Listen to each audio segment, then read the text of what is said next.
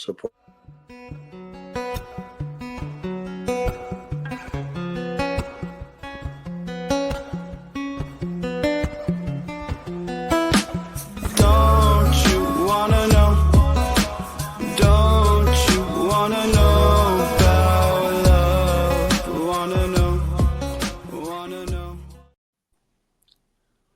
Hello. Welcome to the Love Foundry podcast.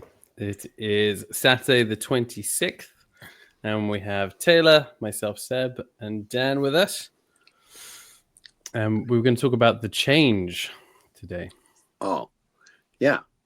And Taylor wants to talk about isolated unity. Yes. Something everybody's familiar with. Just to open the box for you this time, Taylor. Thanks. Yeah, that's all right.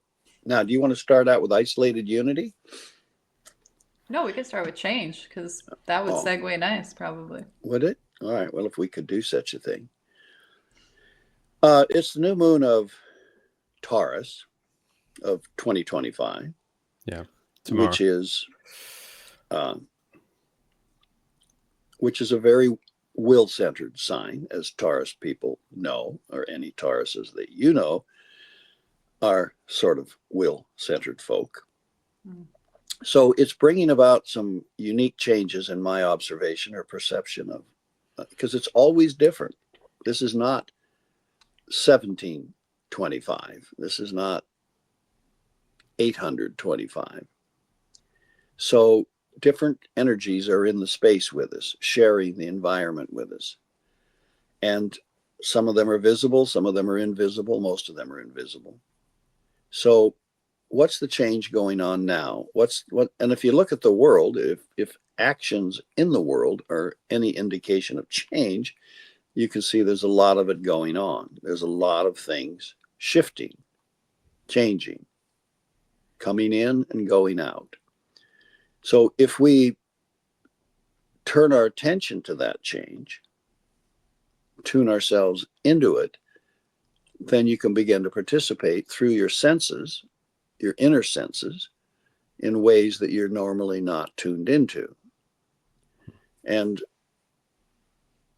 so take a moment and do that. Tune in. Tune into the energy that fills the inner spaces. Just listen into it. Listen, and how do you do that? How do you tune your inner ear, or your inner sight, or your inner touch, or your inner taste or smell? How do you tune those into a deeper frequency, a lighter density, a more subtle energy than is out there in the world? Well, you just do it. You just tune to it. You listen to it. Like if you're in a restaurant and you suddenly hear the music going on in the background that you didn't hear when you were talking to your friends, or the noise of the restaurant was going on, but then all of a sudden you have a quiet moment and you suddenly hear there's an Elton John song playing in the background, and it tunes you into it. It doesn't tune you completely out of what's going on in the close-up experience of the restaurant, but it adds that to it, which can change your mood or change your way of feeling.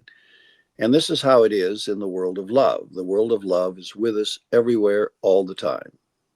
Not all the time in the form of Elton John, but it's with us all the time. And so we just aren't tuned into it. Haven't been tuned into it since the beginning of time. But there was a time earlier in the human race, just to give you some perspective, which I can't prove to you, but think about it a little, when we could see things that we don't see now. And it's not that they went away, it's that we stopped seeing them. Now, I'm not sure how we did that, because it was such a gradual, long-term time. But it helps us have a perspective if we look at this that way, as if change had been going on all the time. Every second it's changing. And every second we're getting more deaf, more blind, more unconscious of things that our great grandfathers were conscious of or aware of, functioning in harmony with. And we're becoming more conscious of something else. And the general direction has been downward. We're becoming more material. And by becoming more material, we're tuning out of the subtleties that fill the inner worlds. There really isn't any such thing as an inner world. There's just more subtle things in the outer world that we're not any longer sensitive to, responding to. Now that flies in the face of evolution, which thinks that we're getting smarter and smarter and bigger and bolder and all the things that human ego likes to tell itself. But we don't have a transactional history laid out very clearly from earliest days, maybe days back before the American Indian was ever on the North American continent, that far back to where maybe Atlantis was where you lived. So different conditions existed in the past. And unless you can go back and enter into your perception of what was going on before time as we know it was even being recorded, you're not going to know. You're not going to know what the local guys knew, not the specialized people. We've always had more sensitive people in our group who are more aware of what's going on in the inner or more subtle worlds. But what was general for everybody? You know, or someone said, hey, look at that. It's in big display today. Something that today we do not even see. Now, maybe our relationship to it has changed. Maybe our relationship to air itself has changed. Maybe our senses have shifted. A lot of possibilities could be discussed about why we no longer are conscious of things that we share the environment with. But they're there nevertheless. Yeah. And so I like to think of the whole thing like a V, you know, down and then I always get reversed. So yeah, that's better. Thanks. You got to get both sides of it. It's like that, but we're at the bottom of it. We were way up there on the top, and then we went trickling downhill, sense-wise. And what happened to us as we did that? We didn't become earthworms, dumb and numb.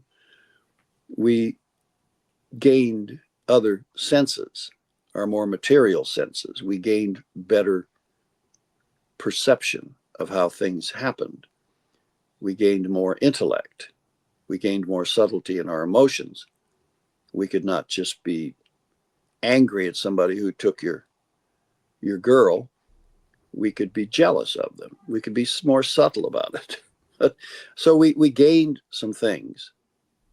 We don't see the gain because we don't remember what we were like or what the human race was like. But if you look at some of the more ancient and indigenous people, you can see the kind of simplicity with which we functioned. But even they are not what they were. They themselves have forgotten what was around the world that they interacted with and perceived, and they didn't have much thought about it because they hadn't gained what we have gained. They hadn't gained the intellectual consciousness. They hadn't gained that sense of identity that looks at things and formulates opinions about them, conclusions about them. That comes along with human development. So as we gain those developments, and you can argue which was it, a chicken or an egg thing, which came first, maybe the necessity of losing outer vision of these things brought the necessity to bring them forth from our consciousness, from our mind and our feelings. Either way, here we are. And where we are today is extraordinarily material. Everybody knows that. But what you don't know is what we lost on the way to that. because we have quietly and persistently substituted something from our brain, something from our feelings, for what we lost as direct perception, as conscious awareness of something that shared the life with you. So now is the opportunity to gain it back, to gain your relationship back. But there's an incredible distinction between now and then. Then it was all outside of you. If you saw a godlike being, it was outside of you. It was over there.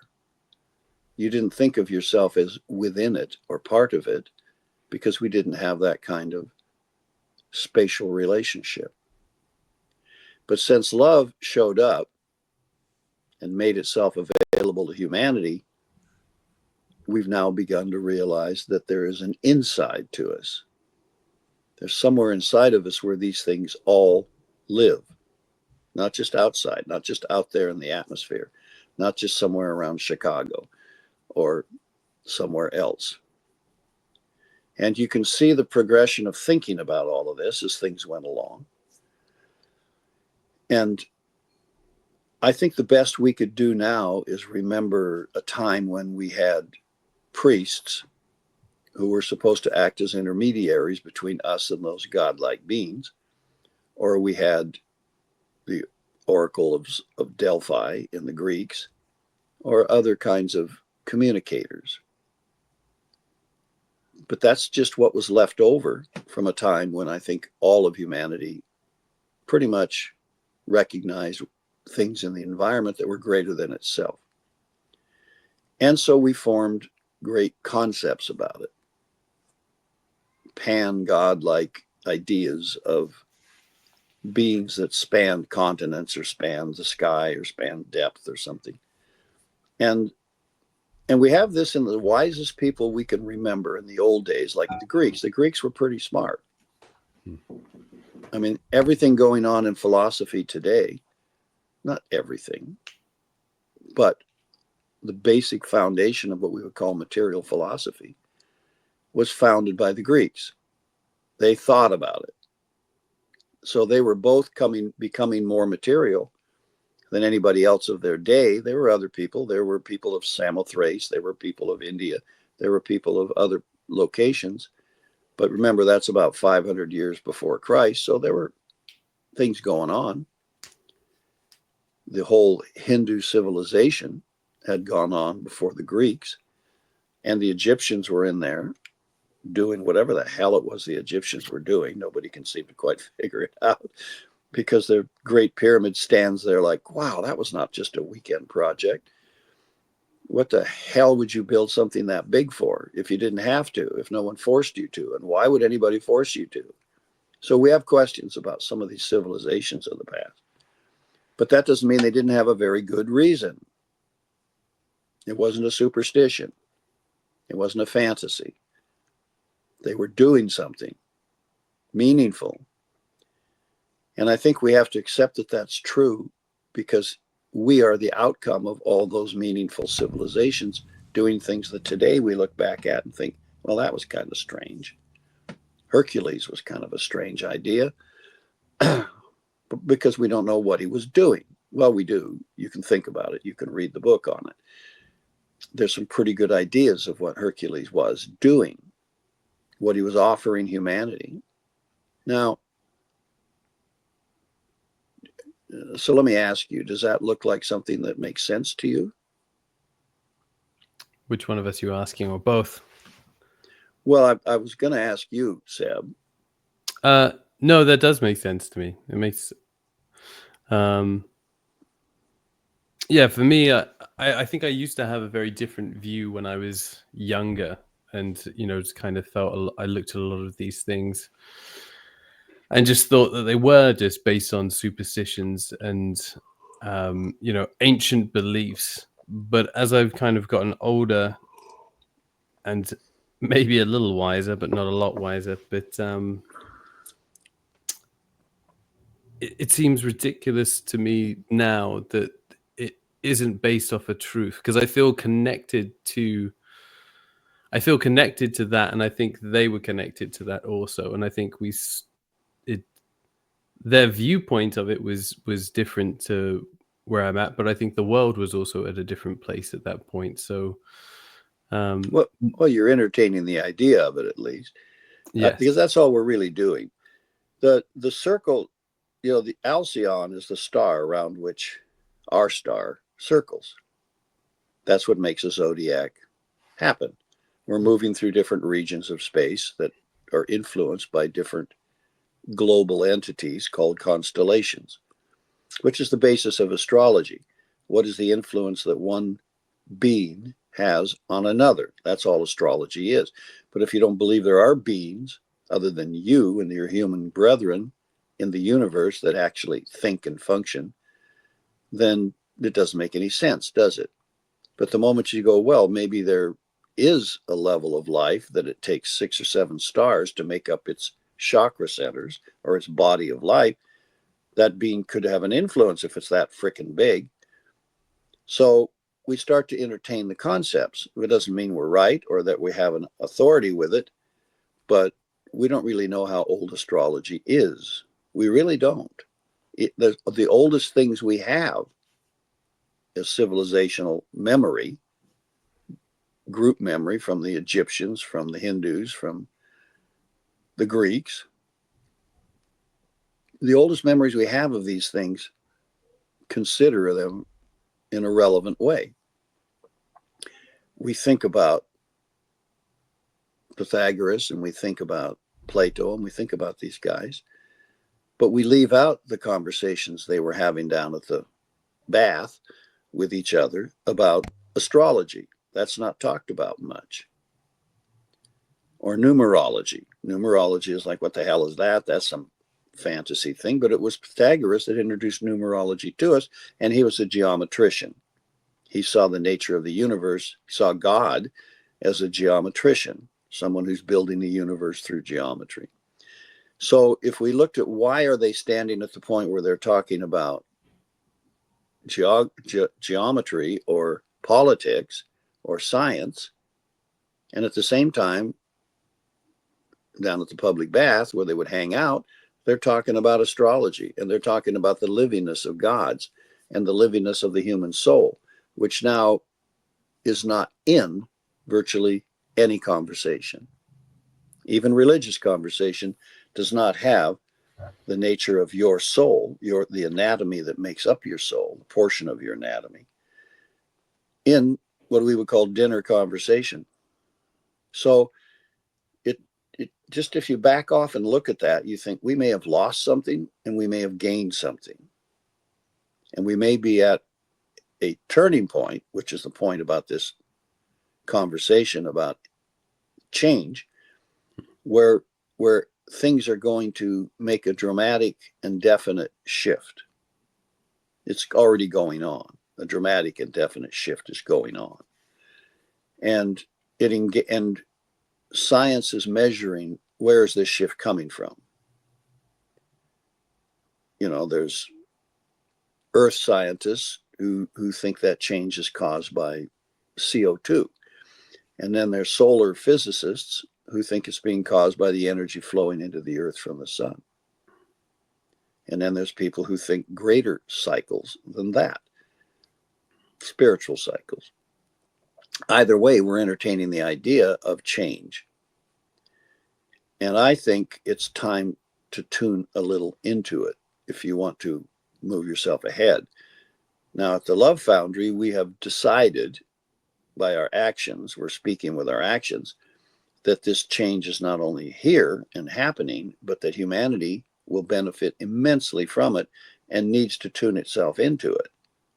We're not just at effect like clams on the beach who won't know what change happened. They'll just keep on clamming. But there are things that are awakening inside of human beings, not because they belong to a religion or some kind of cultism or something like that, but because the environment in which we live is shifting, and is shifting in directions that have been seen coming for a long, long time by certain people on the planet, people who are of a greater perception of depth. So they've talked about it and tried to condition humanity for changes that are coming. There are beings who see that 26,000 year cycle around Alcyon as a continuous change, because it's a spiral. We're not just going around the same place in space. We're spiraling through space with Alcyon. We're going forward, and we're taking a lot of stuff with us, and it's all cycling around, and it's new territory every 26,000 years.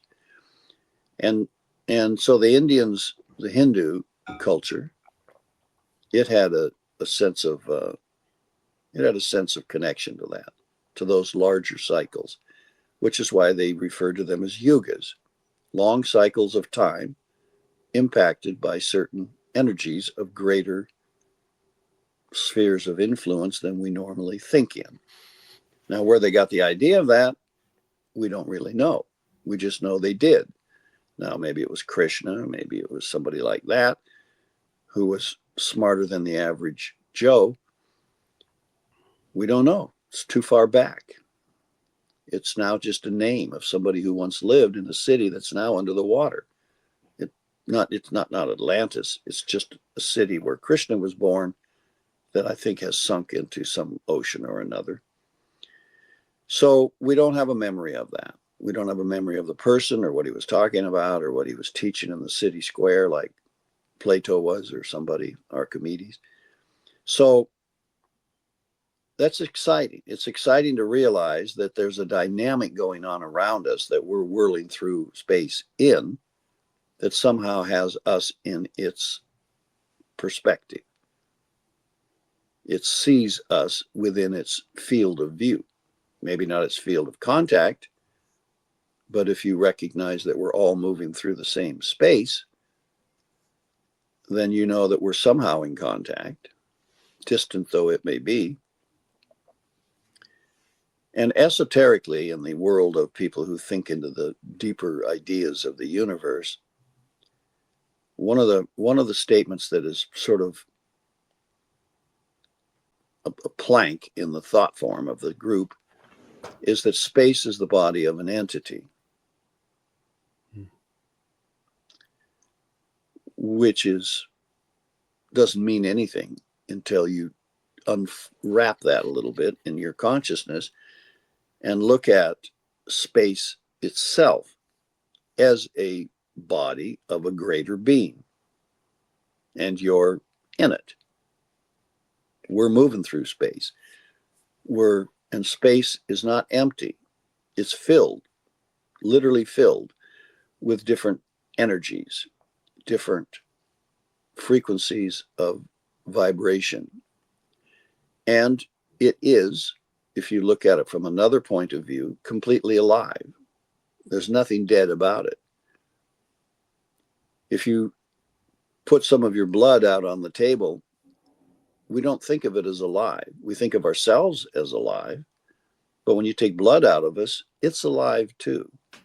It's alive for a certain period of time, and then it loses whatever life force you gave it that made it charged with life.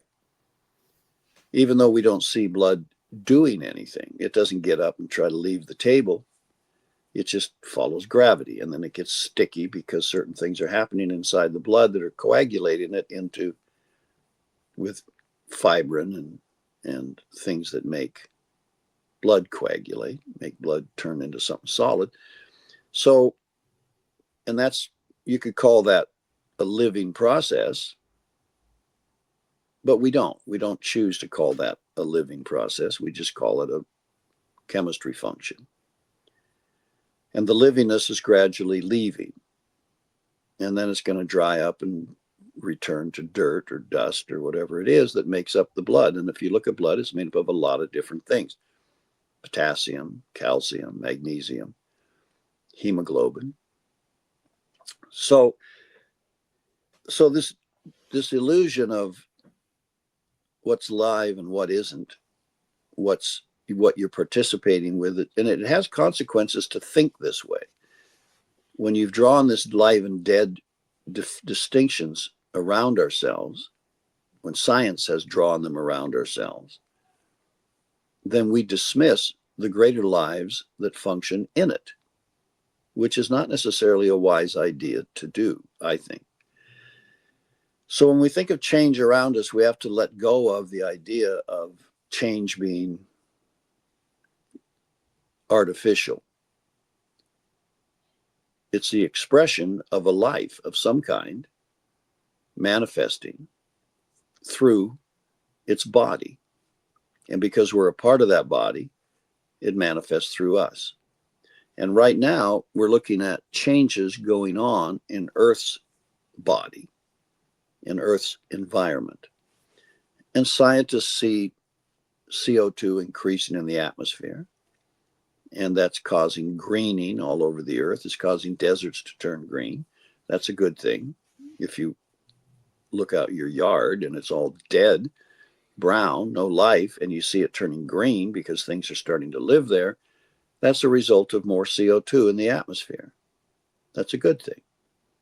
But if we think that it's creating more rise in the oceans, which is, I appreciate the idea that that's true, but adding more water to the oceans sufficiently, distributing it from somewhere else in the atmosphere or in the ice that's frozen around the world, that's an argument. It's not an obvious connection. That's a conclusion based on watching the environment change. And so we still have to figure that out more. We haven't come to final conclusions, although some people have defined it as such, and other people argue. But somehow the greater environment in which we find ourselves is having an impact on us, it looks like, in terms of creating weather. Weather changes. It's never been still, ever. From the beginning of Earth, weather was changing constantly, as were all the other things. The noble gases, the CO2, the carbon, the hydrogen, the oxygen, the water in the atmosphere, all of these have always been changing every day since the beginning of time on Earth. So, without drawing any hard-edged conclusions, because science is an experiment in living, let's just look at the overall idea that this is happening. This is a truth. The environment's changing. Is it becoming more spiritual? Well, I don't know. Depends on what you define as spirituality. Is it becoming less spiritual or more material? Well, from our perception of things, yes. Yes. It's less full of life, and the belt of life is more flat. Look at the sky. You don't see beings up there moving around. In fact, it's considered a fantasy that there's any life up there moving around. That doesn't mean it's not true, does it? So we take these snapshots of space, snapshot of the sky. And because I don't see any life moving around up there now, right now, today, there isn't any. But it's my perception to finding whether there's any life up there or not. Not the life itself, not what's actually happening. And we can't take a snapshot of what the sky looked like 500,000 years ago, because that image of the sky, we don't know how much is our perception and how much of it is what's actually there. So, which is fine. That's fine. It's fine to say, I don't know whether the sky changed or whether we changed or whether we both changed. Yeah. And if we keep an open mind on it, then we're more prepared to meet the changes that are happening right now, because they're not. Some of them are our changes, and some of them are the planetary changes. Some may be solar changes. We don't know. But we are interested in engaging our senses with what's going on, what's actually going on. And rather than argue about a theory of whether or not we have too much CO2 or too much lithium or too much anything. So I'm interested in the change between seeing life around us, inclusive of the energy of love, and seeing life around us exclusive of the energy of love. That is something I'm interested in, because I think the difference is huge. Yeah. Something existing is one thing. Perceiving its existence and including it in your consciousness is a different thing. So how many things do you think, not think, but feel, but sense around you, Taylor, that are not something you're seeing or registering in your conscious mind, in your emotional body? Are there more things on heaven and earth that are known by man, Horatio? Well, absolutely. I mean, the obvious answer is, of course. But I have to actively choose to tune into it. It's not just, I just pick up on it. Sometimes that happens. Sometimes you can walk into for example, just because it's the first thing that came to my mind, me and Johnny went out to see some friends of his band last night. And it's like, we're tired, but you walk into that room and all of a sudden the energy of just that space elevates you. So that would just be a really obvious experience that anyone could relate to, that maybe you're not picking up on other beings or anything like that, but you register energy when you walk into a room and there's, so yes, I do. And if I want to tune into things like things that are far off or beings that are influencing us all the time, I have to actively choose, just like we're doing now, to listen into like change, for example, like we're doing right now. I'm not looking at any of the changes and I'm not looking for objectification. It's when you take all that out of it and you just focus, or when I just focus in on that change, I can tune into that energy that is the change. And okay, now pause for a second, because that gives that a chance to land. Because what you're experiencing when you went into the room with the band is you're experiencing emotional energy. One thing, that's just one thing you're experiencing, is emotional energy. And emotion, everybody has an emotional body. We kind of know we know we feel things, but that doesn't necessarily translate to someone feeling like they have an emotional body. But you do, because otherwise, how are you going to feel emotion? With what? Your mind or with your physical senses? No, you have to have a separate environment inside of you. Right. Because it's invisible. We don't spend a lot of attention. And if you'll notice, science like an organ of perception, kind of. Well, no, your sense organs are organs of perception, but what they're sensing is reality. They're sensing things in the environment. And in the emotional environment, we have emotion. And it's another description for that is astral energy. Astral energy and emotion are considered the same thing. When we think of it as astral energy, we think of it as more general. The planetary field of emotion is called astral body, the astral body of the planet. And you have an astral body yourself. So see, that's a whole conversation going on the planet between you and its emotional body. Group emotion, the emotional body of Hawaii, where you live, is quite different from that of Chicago. But people who have lived in Chicago are used to the impact of that emotional body, the solar plexus of the country, and its roughness. It's, what do they call it in the I don't know, I forget who wrote the poem where, it was a hog butcher of the world. It's like it's a very solar plexus feeling. Chicago is like a chakra center for America of just pure feeling. And so it has a lot of different things going on. It has a big dynamic, big of everything, big sports, big human stuff, big animal stuff, big exchange, big meaning, all of it going on, because the emotional body of the group has an enormous amount of transactions going on in it all the time, embedded closely with our transactions of watching a ball game. Is that you over there having the siren, or that's that's probably me. Yeah, to Hollywood, you know. But I'd like to share something actually. One of the jobs I was doing, there's a security guy there, and I really liked him, and we would talk a lot. But I wanted to try and open the conversation up a little deeper.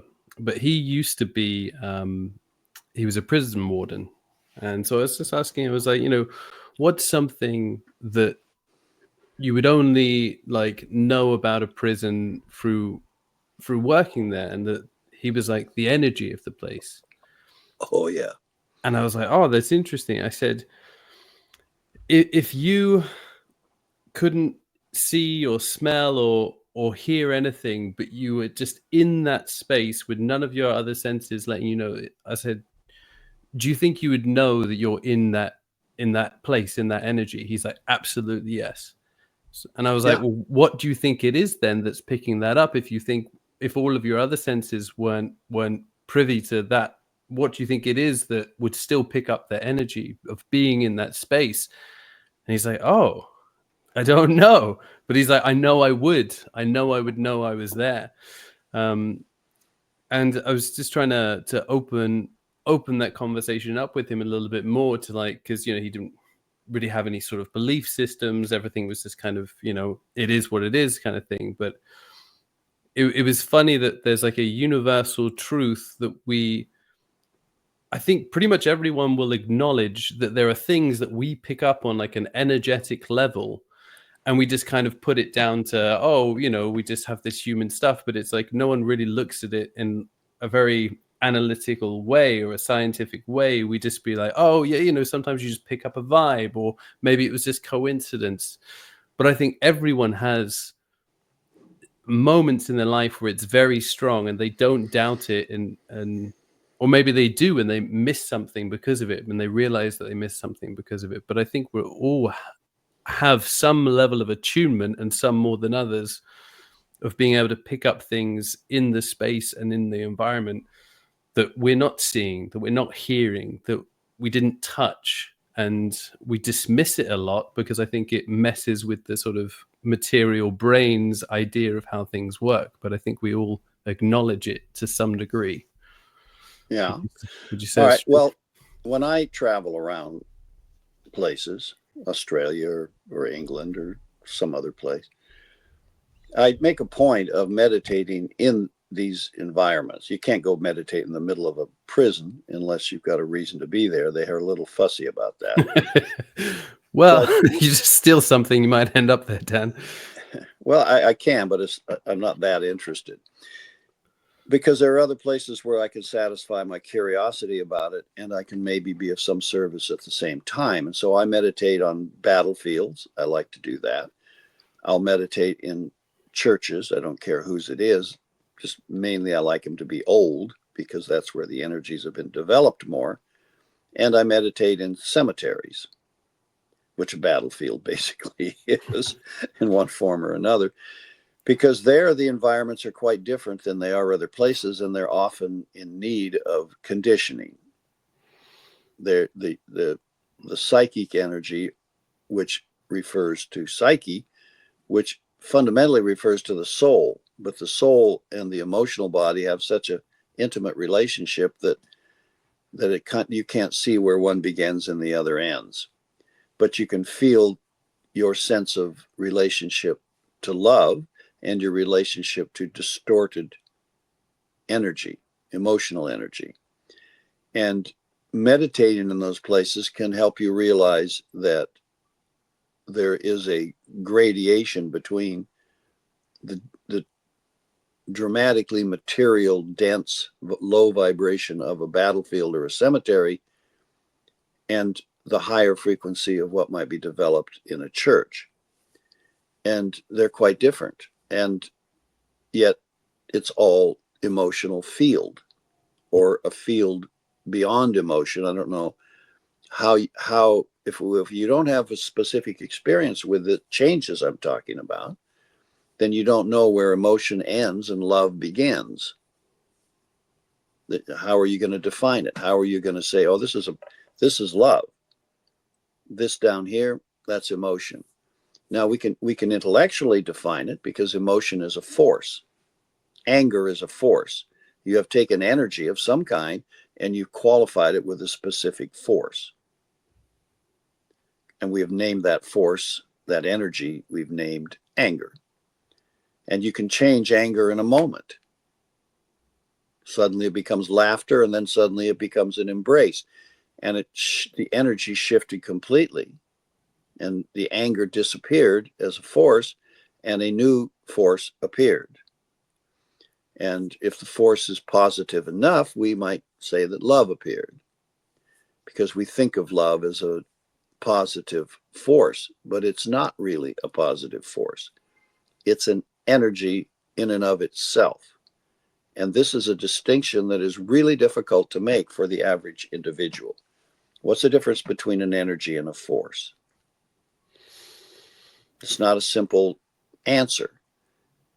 But but if you take an energy which has no force in it, it's just an energy, and you qualify it a certain way, give it a qualification, then it becomes a force.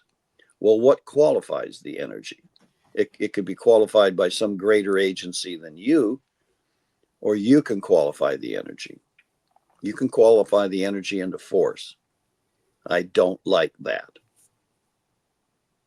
I have a certain attitude towards that. Or I think that's really refreshing. Or I think that that's spongy. You can come up with a million adjectives about a force qualifying an energy. But if you take all of those off of the energy, then it becomes just that. And that distinction between energy and force is important in today's world, I think, because the world itself is energized by a variety of energies. And we can tune into those energies and realize they are sharing, cohabitating the planet with us. Then there's the general. Go ahead. Oh, sorry. I was just going to ask, is it like, would it be a wrong way of looking at it to look at it as it's pure? It's in its purity, and every time it gets qualified by something, no question about it. Purification. So it's like a purification. Mm-hmm. It really, when you look at it, it means taking all of the force qualifications off of the energy itself. But it isn't, when you finish clarifying it, purifying it, arriving at its root source, it isn't a dead energy. You don't end up with what we call 0 point water. 0 point water is water that's got nothing. No adulterants in it, no plastics, nothing other than H2O, hydrogen and oxygen in a certain bond. But water has the capacity to hold other qualities in itself. You can charge water with energy. You can charge it with force. So you can have water, very pure water, without a bunch of plastic or other metals in it or something.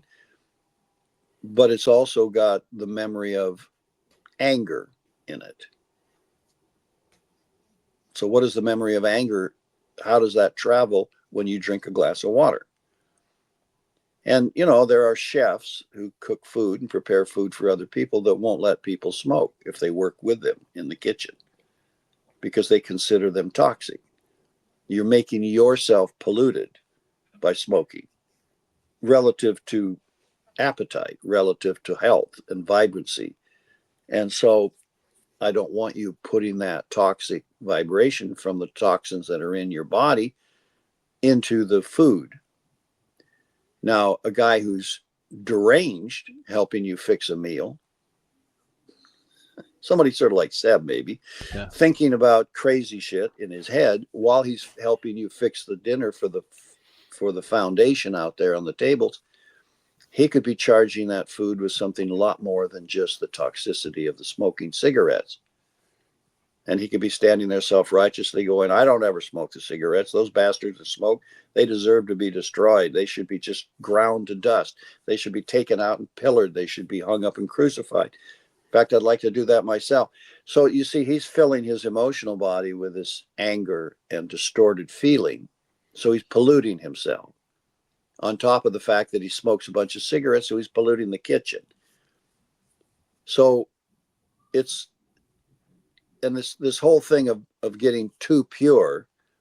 Well, I can't have, does the chef smoke? Because I can't eat here if the chef smokes. See, there's a limit of sensitivity to it. And so we turn it into a fetish.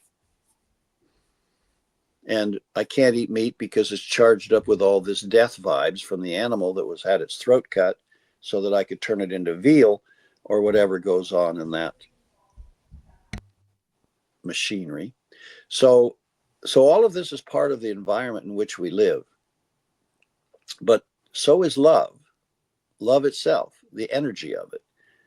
And if we're not tuning into it, we're not concerning ourselves with it, if we're not charging our water with it, because remember, you're about, 80% water.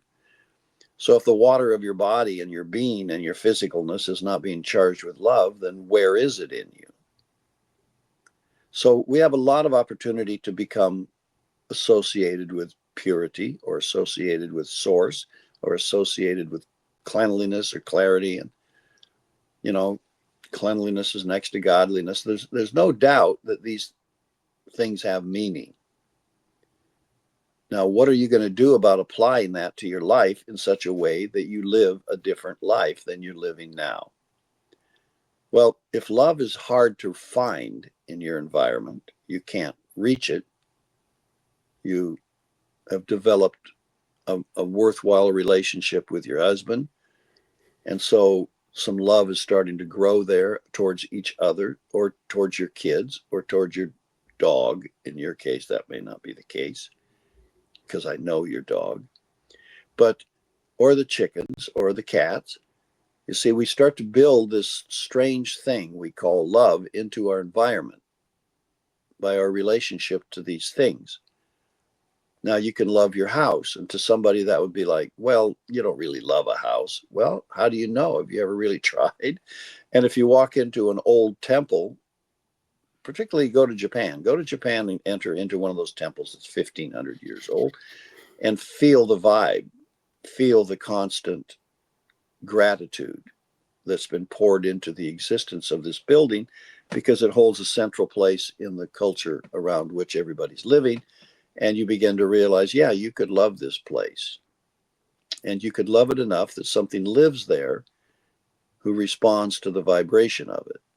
And then you begin to realize, oh, there's like a spirit of something here. And I didn't always think about this way, but I've just expanded my sense of reality. I've expanded my sense of livingness to realize that I don't know a lot of things. I didn't know a lot of things that I know now. And when we think about Indians, American Indians, any Indians, but particularly let's choose American Indians, Navajos or something. So they're going to move from one place to another in the winter, and they decide, oh, this is a good place to stop. So the shaman, the guy that can talk to the spirits of things, goes up on the mountain to meditate and ask the mountain if it's okay if we camp here. Can we camp on the side of your mountain for a month or two? And he waits until he gets an answer. And they don't settle down until somebody says, yeah, that's fine. Or they get a sense that, no, this is not a good place for you to camp. Not asking why, because the mountain knows why. We don't know why. So we look at that, people who came along with railroads and just punched holes in mountains. When they come to a mountain, the Americans would just punch a hole in it and go right on through. Never asked the mountain anything, didn't give a shit what the mountain thought about it. Because there's no life there. There's no life that mountain is its body of expression or its area of responsibility. So we just punch a hole in it and keep going. Now, we don't know how the mountain feels about that. Probably doesn't care. But that doesn't mean there aren't consequences. So we look back at the Indian asking permission to camp on the side of a mountain because the spirit of the mountain was knowable. They knew it was there. They may not have been able to everybody see it, talk to it, but they find somebody in the tribe who has a capacity to sense the mountain, which is recent times. Previous times, they probably all could have seen it. And they have a council meeting and they get together and they ask the mountain, what's up? What do you think? And the mountain says, yeah, sure, that's good. But it might be a dangerous place for them for reasons that they know nothing of, which we didn't know anything about in the past. We didn't know anything about geology or about gases that leak out of the ground or about what causes rock slides. So it was good if you could ask a mountain and it would say, no, don't camp there. So we moved to somewhere else, and then we look back and we see why we didn't want to camp there, why the mountain said not to. And we go, oh, the mountain's friendly to us because there was a big rock slide over there. So it saved us. So we think the mountain cares about us. Or we camp there anyway, and then we get crushed by a rock slide. We think the mountain doesn't care about us, when the mountain had neither caring nor non-caring. It was just being responsible for its environment. So I think that looking at all of this, it's time to open up our senses to realize changes are happening. We're entering a different region of space every day at the rate of like 25,000 miles per second or something. I don't know how fast. When you accumulate all the forward motion that our solar system, our galaxy, our planetary being rotating around, spiraling forward, you add all that forward motion up, we're moving at a pretty fast clip. And we're going around that circle every 26,000 years.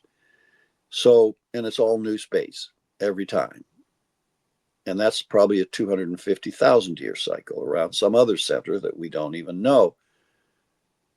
But if we could get back far enough and watch the movements, we would see what's going on here.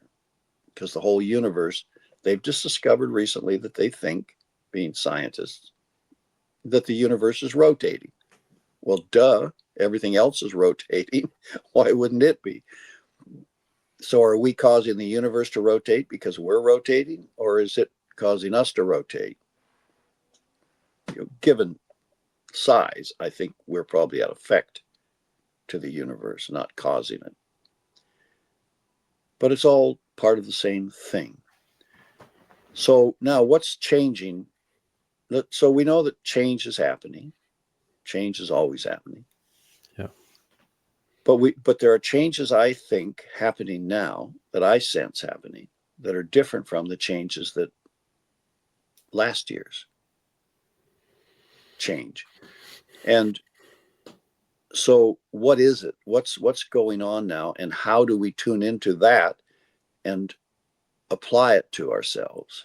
Not just in our emotional body, but changes in the mental field that we live in, and changes in subtler energies than that, up in the energy where we don't have a name for it except to think maybe that's the energy of love.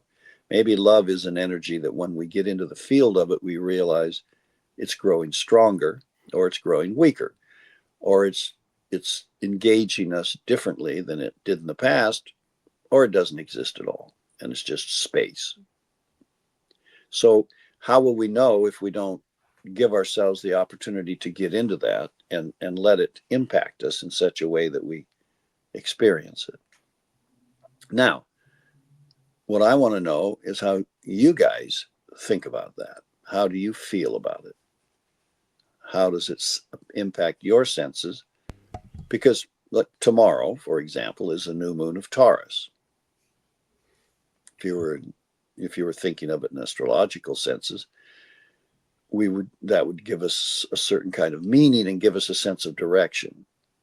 But if we're not an astrologer, it's still the same point in the cycle of the year, because remember, we're passing through 12 zodiacal signs throughout the year. And as a planet in a solar system, we're passing through 12 zodiacal signs around a 26,000 year cycle. And a 12,000 or a 2,500 year cycle. So we're entering the age of Aquarius from the age of Pisces, which means that our planet is coming under influences of the energies through some sort of circular process that intensify certain qualities of energy. And this has an astrological interpretation, not just, and an astronomical interpretation. In other words, we're actually moving through the space where these energies exist and persist. And so now how they impact us and how these circular energies, we don't know. It's hard to know because we're not astrologers or we're not scientists. Well, we can Scientists, see the impact of people around us. You know, I try to speak to as many people as possible, and I know that's not my perception of the change, but I feel hold like on, Taylor, stay with us. I'm just but looking down at Seb. Okay. Sorry, um he's down there. but I feel like by talking to many people and getting lots of opinions, you can start to get an impression of the change that's happening amongst many people, you know, the sort of through line for many people. And I think where we've had like some strange years in the past where people's kind of lives got put on hold, but everyone was still kind of looking to push through with their lives and their sort of ideas. Once those sort of these difficulties kind of cleared up, now I think for the first time people don't know how to see the future that they want. You know, they're still trying to going along with the same thing, but like they're not clear on how things are going to work out. It's like I think that's correct. Yeah, which I think is good because it opens people up to looking at things from a completely different way. Because if you're only looking through this like narrow little window, which is just your way of kind of like seeing the world and how you want to sort of go through, and now that's getting like fogged up and you can't see that way anymore, I think it's going to open people up for potential of change. But I think it's also a time when people can get very scared and freaked out and react in obscure ways because they no longer can kind of see the route that they were looking at before or wanted to take. All right, so let's break that down a bit. Yeah. If you've worked at the mill for 5 years, 7 years, and suddenly, and you're living in Oregon or Washington or Alaska, places I've lived, and suddenly your government decides we don't want to cut trees down anymore. We want to let trees go. So we're going to stop all the logging. Well, these are the kind of things that are going on right now because governments are thinking that they have a wiser perspective on how things should go than you do. So we're going to take you to where you need to go because you're not really smart enough to know that you need to go there. And often that's probably the case. Miners tend to stick to what they're doing, which is mining. Loggers stick to what they do, which is logging. And I don't know whatever made politicians think that they're smart enough to make decisions about science, but they get a quorum, but they don't, and they really do think they are. If you'll notice what happens in our governments, people come in and convince the government that this is true. And they aren't usually the scientists. Then they go get scientists and pay them to tell them that that's true. They pay a university. You know, the University of Willowis is now being given tens of thousands of dollars to prove that beavers are the cause of all disease. So a scientist runs out to convince himself that this is true and does his work and gets paid to prove the link between beavers and disease. So he does. Yep, you're right. I don't know how we missed it, but there it is. So that kind of created science to satisfy an other agenda, a completely separate agenda about the world, brings about an agreement among politicians. Oh yeah, you're right. We never knew that about beavers, and because they read or were told something. And how woefully true is it that even the politicians who are so sure of things, when you look at them and listen to what they say, you realize they don't really know anything about it. They don't really have any factual evidence. They just read a synopsis reduced down to 5 lines that one of their aides or agents took out of the information and put it there. Now, it's not true of everybody. Just something funny. I watched this congressional hearing where this guy addressed Congress and asked, how much of the atmosphere do you think is carbon? And a couple of people had the courage to throw out an answer. None of them had the actual answer. But about 7%, maybe a little higher, maybe 9. It's like 0.4%. 0.4. 0.04. Like, or 0.04, yeah. It's like, no, it's very small amount, which. Mm-hmm. But anyways, from an art, just well, to it's show the point. It's a point, and I don't like to invoke arguments in discussing these things because people already have charges about it. Just to prove the point that these people make decisions without really knowing what they're even making decisions on. That's the story that came to mind. Not yet. Well, and we're going to prove it if you give us enough time, and that's why quantum physics is having so much impact without knowing what the hell it is. Quantum physics is having a huge impact on science and on physicists because it does things that science can't do. What the hell's telling it to do this stuff? Where's it coming from? So we're kind of, and to your point, Seb, that nobody knows what the hell's going on. When science loses its sense of certainty, what are the rest of us going to use? Because that's our anchor.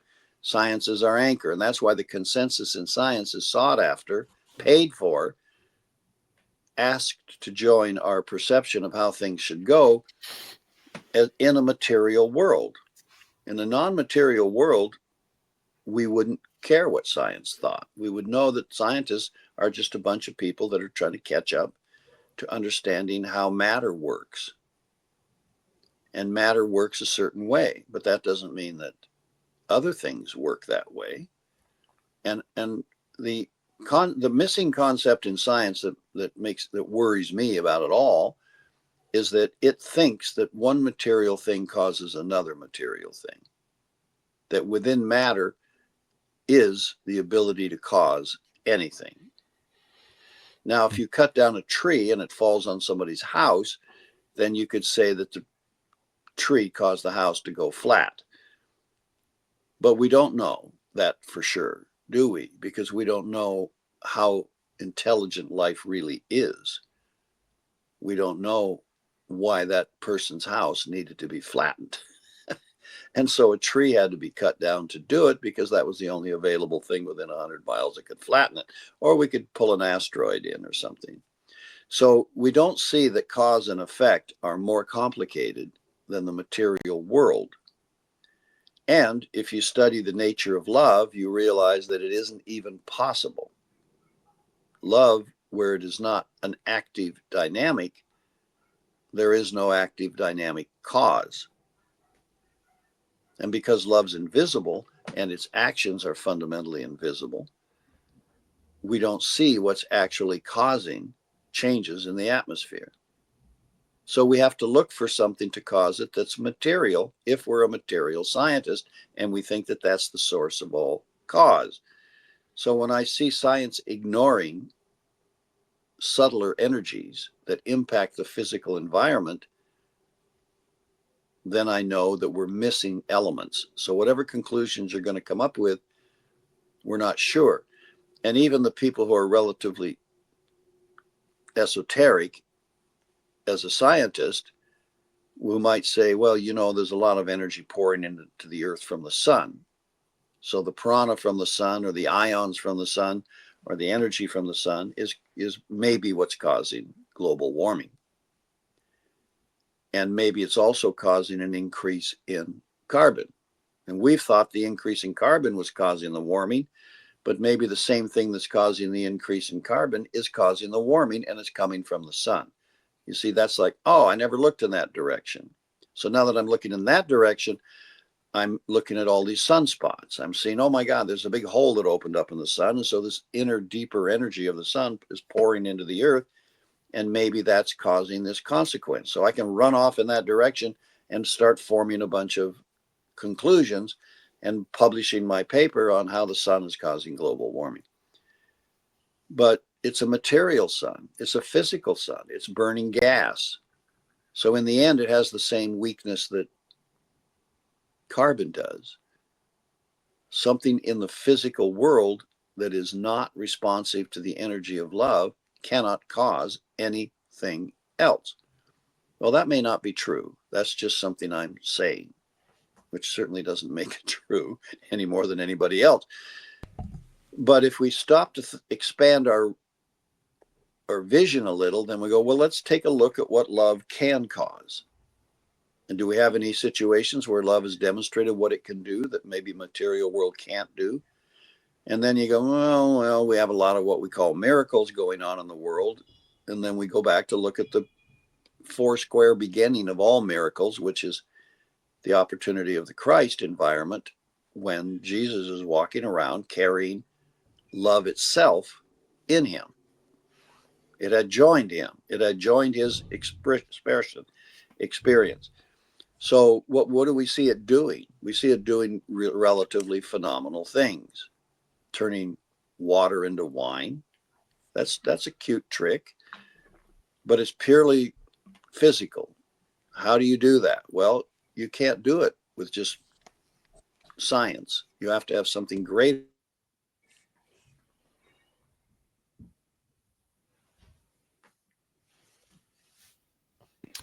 We lost your audio, Dan. That's because my thing rang. The phone rang. Yeah. So the changes going on in our environment are, from my perception, an increase in the potential to recognize and respond to the energy of love. Now, if you put that into a possibility matrix in yourself, then you're adding a potential to your life that you weren't adding yesterday. Not you necessarily, because you've been studying this stuff a little more than other people. But if you say, well, wait a minute, maybe the atmosphere of love on Earth is picking up speed. Maybe it's picking up intensity. Maybe it's picking up vibration. Maybe it's moving us closer to a revelation, a new understanding of how love impacts the material world and impacts our inner world.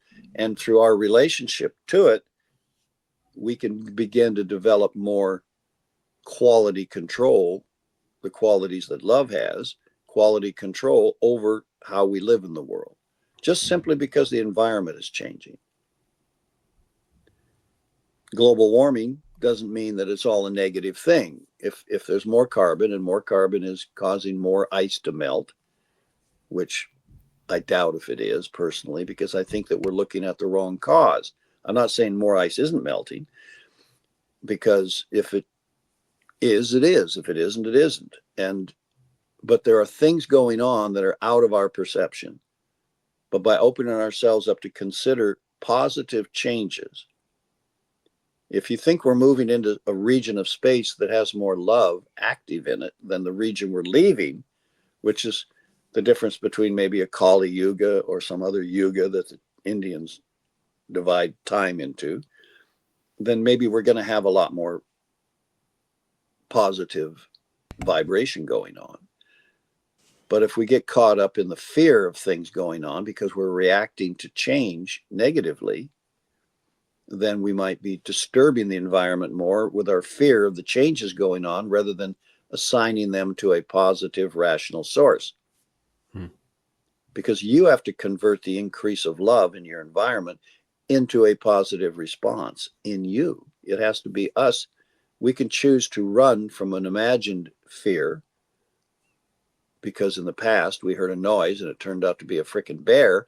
So now every time we hear a noise, we get, oh, maybe that's a bear. Maybe that's a bear. And I grew up in Alaska. I know what that feeling is like. It's like, what am I going to do now? What am I going to do now? Because bears are really handy predators.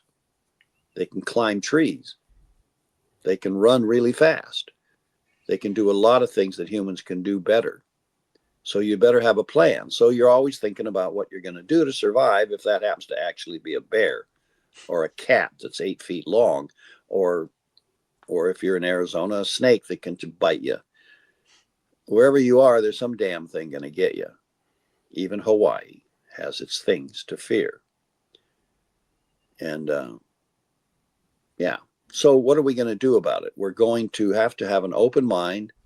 You can't be a Pollyanna and go, everything is good that happens, because we know that everything that happens isn't good. Because things sneak up on you. Things live out there in the woods. But you can have a general sense of positiveness. You can have a general sense of constructive energy being available in the community or in the area or in the environment. And I think that that's the moment we're in right now.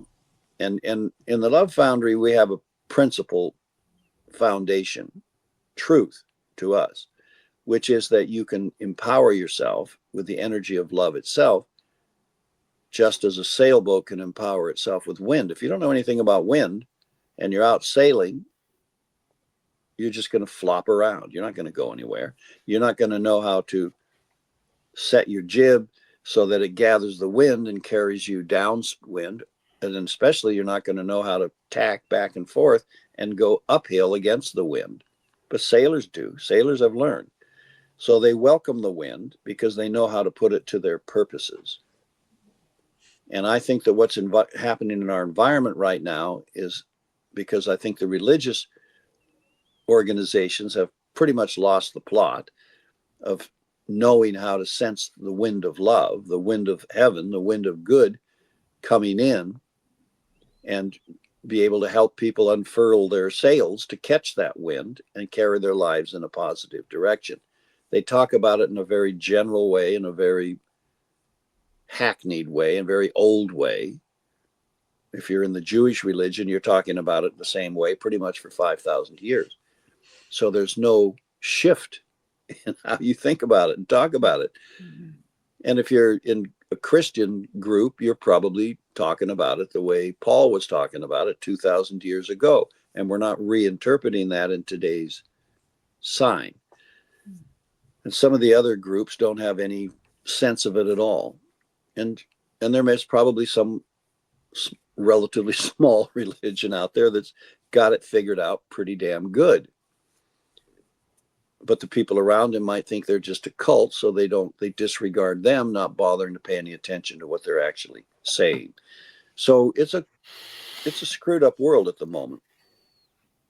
But you don't have to listen to anybody else, especially us. Yeah. You can tune inside yourself, yes, to the environment and let it speak to you, let it come to you, let it impact your inner sense, and then start to interpret it. And when that becomes a real sense of what is, because you feel a positive relationship to it, and you let your breath kind of go with it, then you go, wait a minute, this feels kind of good. Maybe everybody that's scared to death of this energy right now is making a mistake. They're throwing the baby out with the bathwater. I'm not going to put my whole bank account on it at the beginning, because I'm just not sure whether this is just the beginning of a breeze or whether it's the beginning of a hurricane. Don't know yet. But I have to allow for that. I have to give allowances to that. And I think that that's a very important element to bring into your ability to empower yourself with love. It's not all on you. It has to be there in the environment for you. It has to be a sunny day with a little breeze if you want to go sailing. I mean, I've been sailing a lot. I like it. And some days there's no wind. That's why those Greeks and guys had little rowers that went chained down in there in the boat, and they could put the oars out and row their way there. frickin' Rome. So I think that we have that option in ourselves to tune into and change our positioning to catch the wind of love as it flows into the world in a more expansive and general sense. And the fact that we're becoming more material in our human consciousness makes that more challenging to do. There was a time when the idea of spirit was a very conscious, talked about reality to people. The spirit of them, the spirit of things, the spirit of nature. That got thrown out over time. We got rid of it. Even in the religions, they don't talk about it. The Catholics made a conscious decision not to bring spirit up. Well, was that a wise decision? Well, I don't know. I'm not a Catholic. But I wouldn't think so. I would think if it's a portion, if it's a part of the environment that animates other parts of the environment, then we would want to keep a pretty close relationship to it. And we would want to upgrade our understanding of it. And we would want to continuously bring it into our conversation and consciousness and our life. But if you're teaching at a university, unless it's a school of divinity, and then it's under somebody else's authority, you can't do that. You can't say, I think spirit has a lot to do with the psychology of how we think about the Greeks. Then you're going to be invited not to come back and have tenure and have a life or a future in that college. And that college educates children, and those children speak what they were taught. So when you eliminate mention of the word spirit, you've taken it out of the consciousness of thousands of human beings, millions really, because now we don't. This happened with fusion power.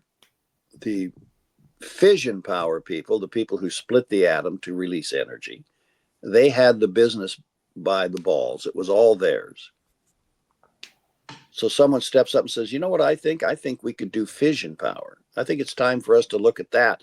And I would like an endowment of $2 million at the University of Princeton, who developed the atomic bomb in those guys' heads.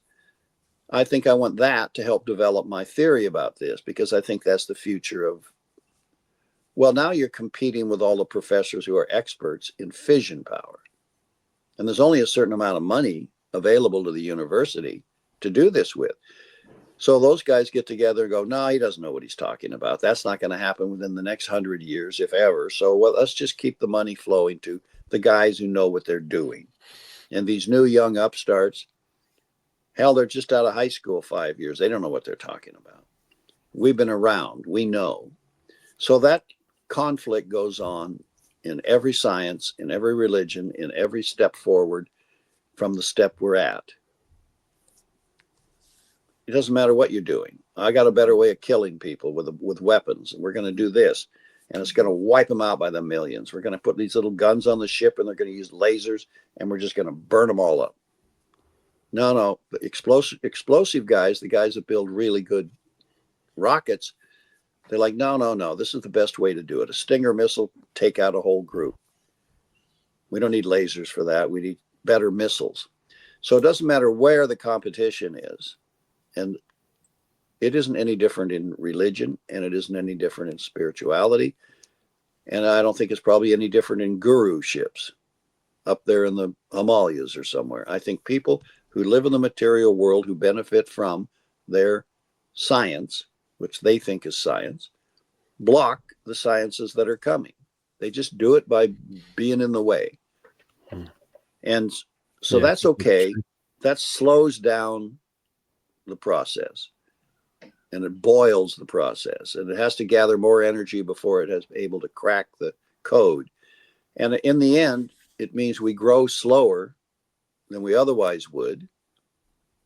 You know, we can invent dynamite like Mr. Nobel did, and then look at all of the things that we use dynamite for, and nitroglycerin and explosion and blowing everything up, and feel like maybe the benefits may not have outweighed the negatives. So we have to grow slow enough that we get the chance to think about this stuff. And now, everybody's saying, oh, I wish the UFO guys would give us this dimensional mastery. We can pop in and out of different universes. But we'll weaponize it before it's been on the table for 5 minutes. And we'll hurry to do it because those bastard Russians or bastard Chinese or bastard somebody bastards are going to get it quicker than we do. So what are you going to do about it? How are you going to embody change in yourself? Well, all of those people can't stop you. And when it comes to love, you're a scientist. You're as good a scientist as anybody else. Because it starts in you first, and then we learn how to do it physically. Science will be the last people to apply love because it takes a living being to do it. And they like to take things out of living being and put it in the science. So, but it is the science of love. It is a science. It has its own built-in science, doesn't it?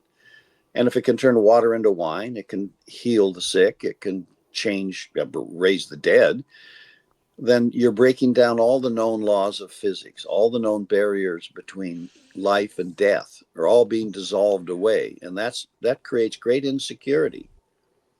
Death may be a terrible thing. We don't like the long procession chain of a funeral going down the road, but it's familiar to us, and everybody expects to die. They expect to, and they're going to, because they expect to. But when we begin to expect that that's not the end of our life, then we begin to change how we think about it. Well, that's going to put all those flower guys at the funeral maybe out of business, and we don't necessarily want to do that. We like those flower guys. So every change, and look at the changes that the iPhone has wrought in society. It's devastated thousands and thousands of businesses. It's creative destruction is what we call that, and it really works well. Well, love is going to have creative destruction impacts as well, because love is a creative power. It's a creative energy. It is life creating. So all those things that think they're creating are going to have a new relationship to creation. And I think that the musicians and the artists of the world are the few people who are dealing directly with, they don't think of it as dealing with love, but they are dealing with creativity.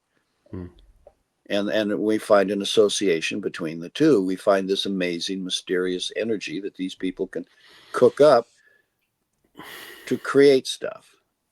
And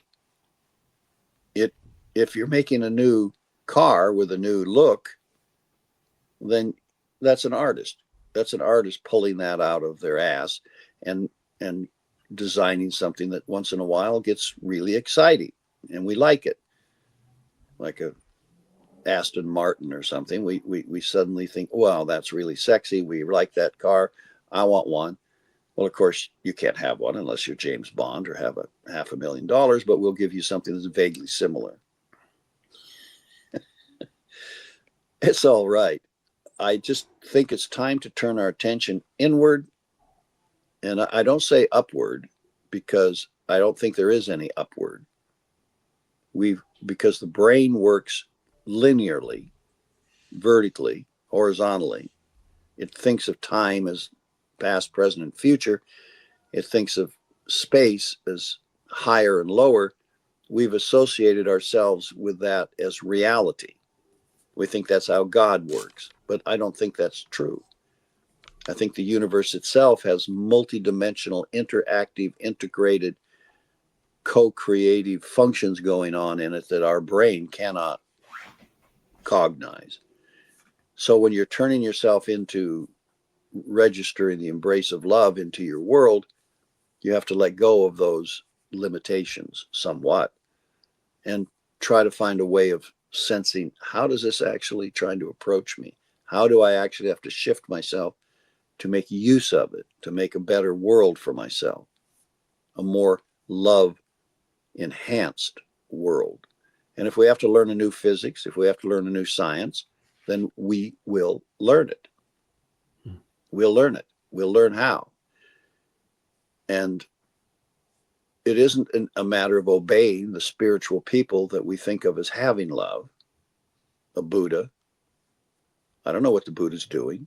I know he's doing it, and he's trying to show me how to do it and trying to write Yoga Sutras so that I can ponder how to build myself into a love machine.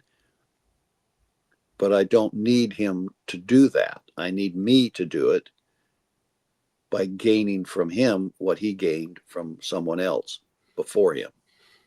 Yeah. So that's all what I have to say about the issue today. And I'm saying it because I can feel the changes. Yes. I Yes, can feel definitely. it from having spent, 60 years of watching it every new moon, watching it every full moon, meditating with other people, meditating with frequencies and energies, meditating with ideas about love, about greater beings, all that. Not accurately, because we see through a glass darkly, as they say, as Paul said. But by doing that over a period of time, you begin to notice, it is different. And from my point of view, it's been changing a lot in the last 3 or 4 years.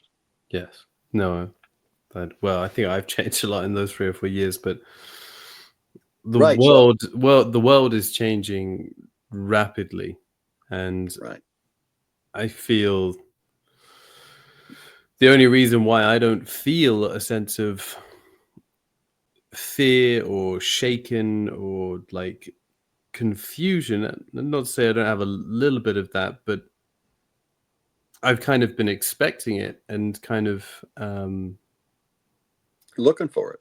yeah, because I want the change into love. I don't want people to suffer. I don't want people to have to go through the fear and stuff like that. But I want the world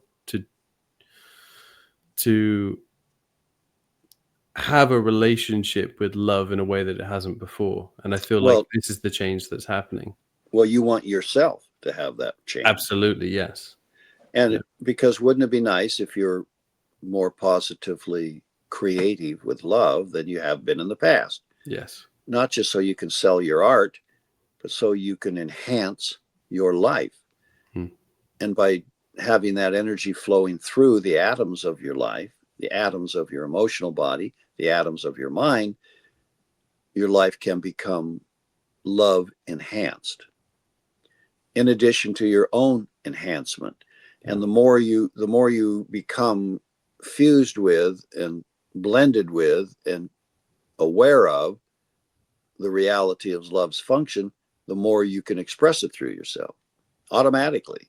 Yeah. It's like, okay, I just do that now, and that will enhance inevitably your power to communicate that to others. The more you know how to function with love by your interest in learning how, the more you're able to say that when someone says to you, what do you think about love? And you go, well, I've been working on this, and for me, it works really well because, and then you have a description of what's going on in your life with it. And that's something that we can teach. Doesn't mean it's the right thing for any one other person, because there's different kinds of people that respond to love differently.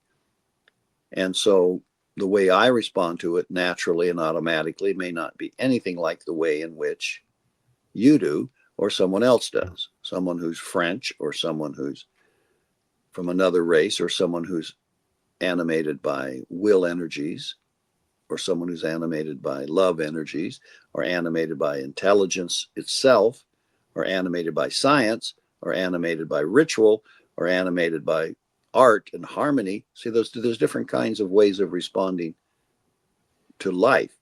Hmm. And nobody, except maybe the Christ or somebody, is responding universally to all of those. That person who's got mastered that, then they could explain to anybody what it is they need to know. Well, I have to fudge all that because I don't have that kind of capacity at this stage of my development. But I have more than the guy who's never thought about it. Yes. But I have more illusions than the guy who's never thought about it. Hmm. Inevitably, when you try to go understand a big subject like love, you're going to form mistaken impressions, mistaken ideas. You're going to read somebody's book who wrote it in the 1600s or something, and you're going to go, oh yeah, that's right, that's true. And then you're going to try to practice that, and maybe it'll take you 5 years to realize that guy was full of shit. And you told a lot of people something that later you got to go, you know, guys, when I told you that thing about love having no gravity, I was wrong about that. I think love has gravity, or whatever you think about. And look, if you're not prepared to be wrong, don't start any new science. Yeah. Because you're going to be wrong at the beginning. But if the world is suffering from the absence of love in each person, in our awareness, in our ability to grab it, apply it, and live it, then we want that to happen fast. So we get ahead of ourselves and we start teaching how to empower yourself with love when we aren't really full sure of it ourselves. And the thing you can do about that is how you allow others to teach themselves. So we get in, that's why we do workshops. Workshops are how you apply something to yourself and then see how it emerges in your character. Because what we know is that it is in your character, and it will emerge in your character, and it will become a fundamental part of your way of life, but probably nothing like mine. So it has to be about, how does this live in you? And you have to leave that freedom of self to everyone. And that might, does it slow you down? Yeah, it will slow you down in teaching the person that's exactly like you are. If you meet someone exactly like you are, then they're going to get it pretty much the way you do. But that's only 1/7 of all the people, or something. I don't know what the breakdown is between how many people we have that are this way or that way or the other.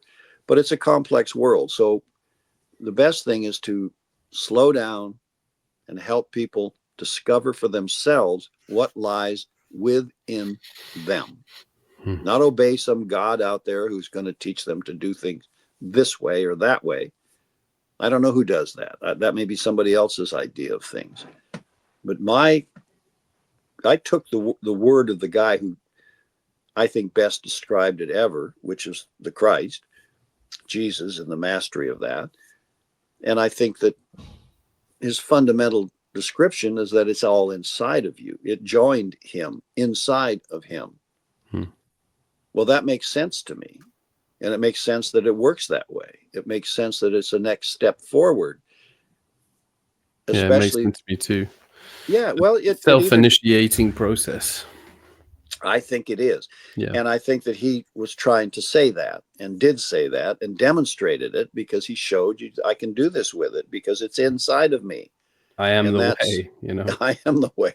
Well, that's love itself speaking in him. But not to follow him, to follow what he did, you know. It's like, right. Yeah. Well, that was his comment at the end, which is, a new commandment I give unto you: love one another, just the way I have done.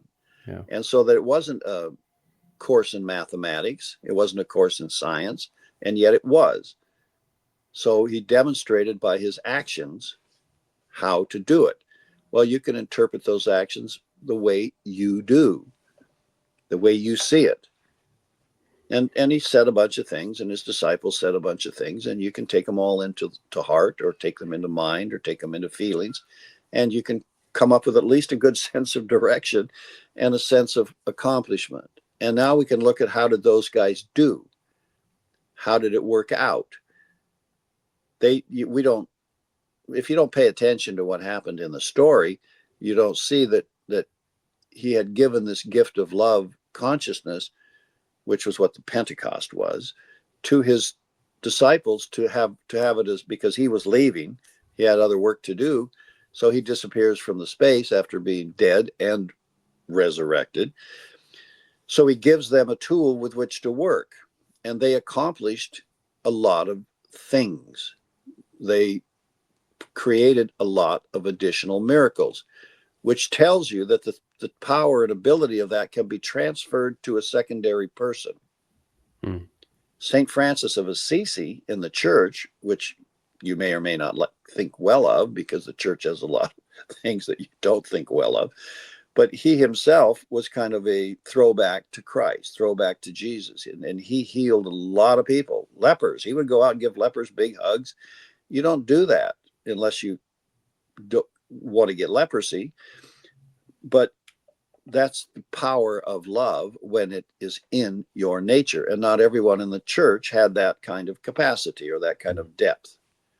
But he did. And if you study saints in the churches, you see there's a reason why saints are sainted, why they're risen into perspective. It's because they've somehow let a frequency of this come into their nature, up out of their nature and into their body. And it creates these several signs that they give to non-corruption. They can dig them up and they still look pretty good, something like that. And they created some miracles. Some people got better and some people healed, and they did some things like that. And they were demonstrating that they had broken through to this power that animated the disciples and animated the Christ, and it makes them exponents of that energy in that religion. But anyone can do that directly with it in the environment. I don't think the necessity to become Catholic is anything any more than you had to become Jewish. When Christ started, everybody said, oh, yeah, they got to become Jewish once they get this. Yeah. And then Paul said, no, they don't. They don't have to, because his first converts were Greeks. And then the other guys, John and Paul, John and Peter, they said, no, they got to become Jews. They have to practice Jewish religion, which is a bunch of stuff. And then Paul said, no, that's not what the guy. Remember, Jesus is gone. You're not checking in with him anymore. So they said, no, that's not what he said. What he said was, this is inside everyone. Everyone can have this. And it's only that you have a relationship to it, which is based on faith or miracles or a connection to your inner awareness. And I just think that's 2,000 years ago. Times have changed. In some ways, they've gotten way more material and less fluid, less vibrational. But in some ways, it has gotten stronger. Yeah. But if you're getting deafer, I'm half deaf from age. So it's harder for me to hear the things I heard when I was 20 years old and had a music studio. Then I heard things. Now I have to ask somebody else, how's that sound? Because you lose these high frequencies, you lose this physical sensitivity to things. So I think that while we have the materialism increased, we have the subtle inner environment intensified. So it's a horse race. Can we become completely deaf, like Beethoven, before we hear the inner sound of love? Or can we connect to that and direct it from the inward place outward to our environment and build a bridge that makes the whole environment, not just the material environment, but that which is inner to the material environment? Can we bring those where love is totally lives? Can we bring those into a harmony of one field of energy that we're all sharing and know we're sharing it, and watching how it impacts down in the physical world from the spiritual world, how it flows out, and not just how the material world reacts to it. Because I think the negative things that are going on in the world are fundamentally human reaction to this increase in love. Anyway, I just wanted the attention of people, because if you're going to learn how to empower yourself with love, it's going to have to live in you. There it is. And music lives in an opera singer. Art lives in the hands of an artist, in the guitar. So we have to let love live in us with such an intensity and strength by recognizing it in our environment that it comes through the physical out to the world and changes its character, because it can do it. It can change the character, and it does it with disease a lot. People get hit by lightning and cured. We don't know how. We don't know what happened. And I personally remember what back in the early 70s, there was a truck driver that swerved his truck to avoid crushing some woman who had pulled in front of him in her car, not understanding the dynamics of collapsing a car to the size of a bale of hay. So, because he had a big truck, she just pulled in front of him, and then the whole line of traffic stopped, which happens a lot. But this guy knows, I can't stop on a dime. I'm not driving a Toyota. I'm driving a 10-wheel, enormous weight truck full of weight, loaded. So by the time I stop, I'm going to be 2 inches away from the car in front of her, and she's going to be in between, and that's going to be fatal.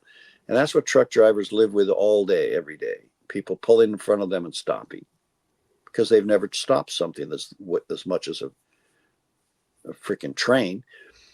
So he swerved to avoid that and got in and off the road to avoid killing her. And out of the accident, he became blind. And I remember that happening. It was the news in the 6 o'clock news, because it was in my neighborhood, so to speak. And then I remember almost 20 years later, I saw an article in the paper, which I thought was interesting, which is about a guy who was blind and lived in the woods, and he had a small dog. And I didn't put the two and two together until I got down in the article. And it said, he had driven a truck and swerved off the road to avoid crushing a woman. And it was up in my local mountains. So it was the same guy. I realized suddenly, this is the same guy.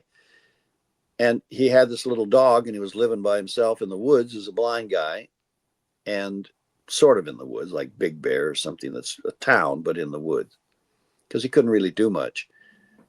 And then the storm came up, and he couldn't find the dog.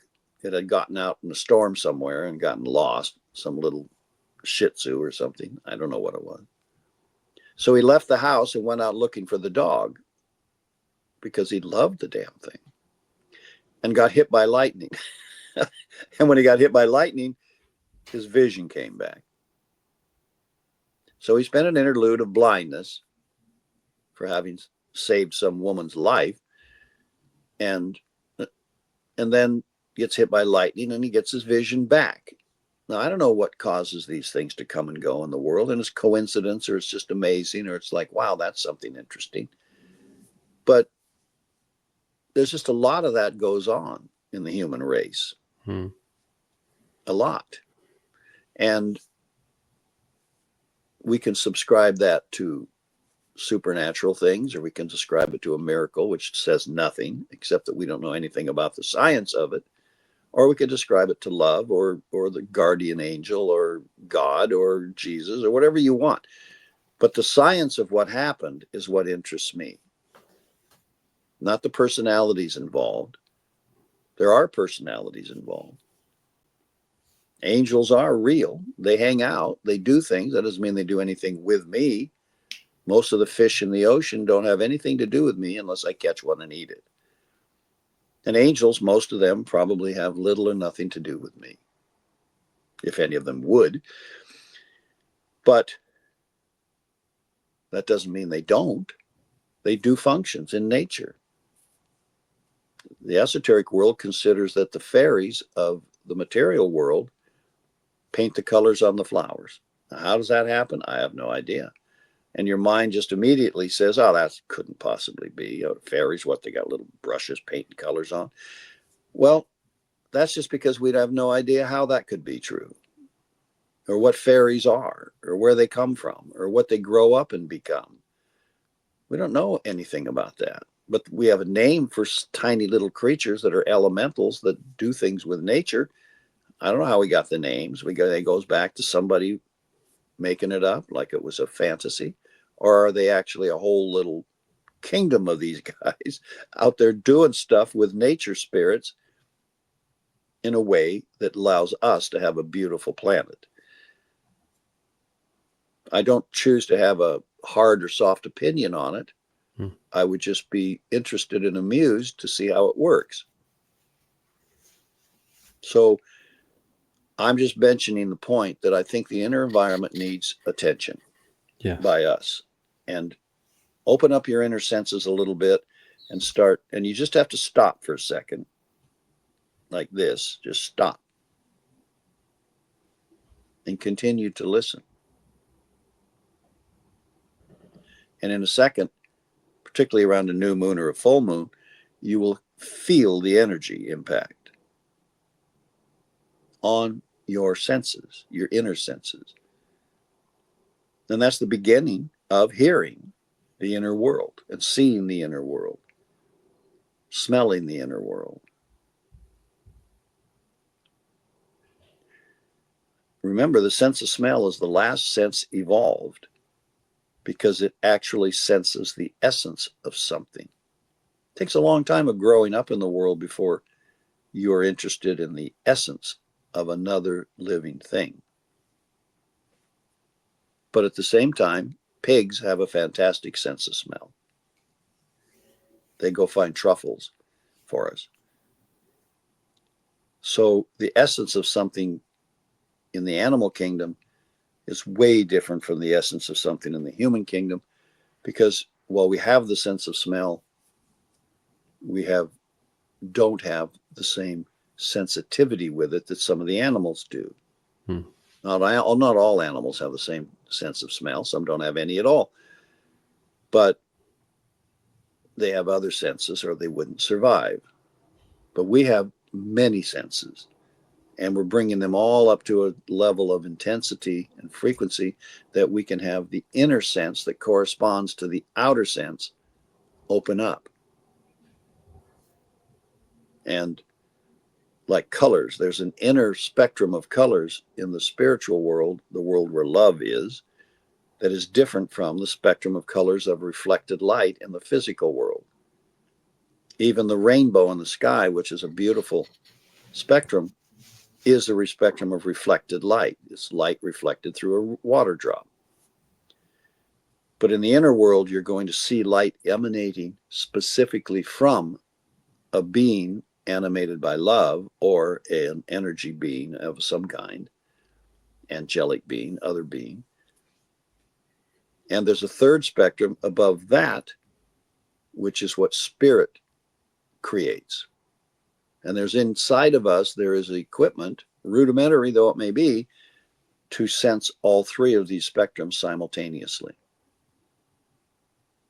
But it would be very bewildering if they were of equal intensity to us, because we would have to learn the distinction between what is that is the material, reflected light, which of that is light emanating directly from a kingdom in which love itself is the root energy, or one in which the spirit of love is the animating frequencies. Once we sort that out, then we can look at the whole picture, like watching a sunset, and go, wow, that's a real sunset. But until then, it would just be a mishmash of all these energies that are just maybe overwhelming to us. So I don't argue with nature's way of unfolding our perceptions. I just know that our free will allows us to do it. And if the environment's changing around us into a more intense kaleidoscope of love, then I want to be able to cash in on that. Yeah. I want to be able to take those frequencies in and meld them with my other frequencies and grow up into a being capable of managing it. Whatever that means. I don't know what that means until I do it. But if there's 1,000 different lives filled with intelligence and will and love that can help us on earth grow our way into greater consciousness, and love is the medium in which all of them communicate their ability to love, then I want in. Yeah. Like Danny DeVito in the Nespresso commercial with what's his name? Who was the guy that did Ocean's 11? Oh, George Clooney. George Clooney, yeah. Yeah. Well, they did a great Nespresso commercial where they're hanging out, and DeVito wants in. He wants in. I want in on it. I want in. And that's the joke of the commercial. He wants in on what the Nespresso is. And Clooney's giving him the, well, maybe you're not really ready or suited or whatever. You know, that's a common human trope of humor. So, but love, if you want in on it, get in on it. Yeah.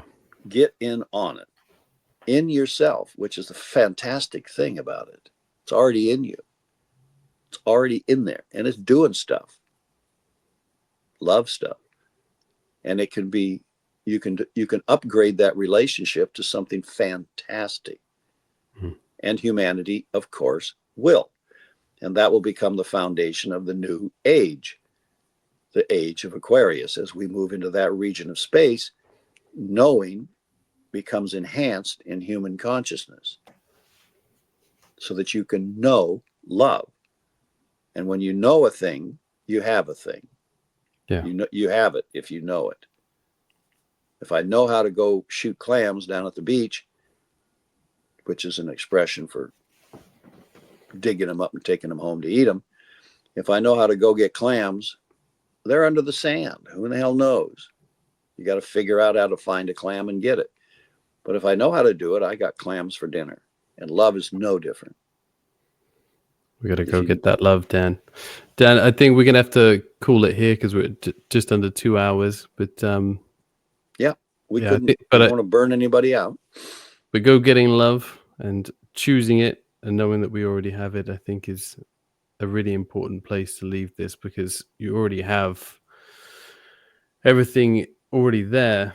It's now just a process of choosing it and taking action. And as you said, kind of taking those moments to just listen and open up those senses to grow it yourself. You know, we can offer as much as we can, and we will, and that's what the Love Foundry is about. But listening within yourself is going to open up the quickest and most direct path, because it's only a self-initiating process. So okay, I agree. Yeah. So hit that button and let's get these people out of this. Thank you, and we'll speak soon. All right, talk to you later. Don't you wanna know?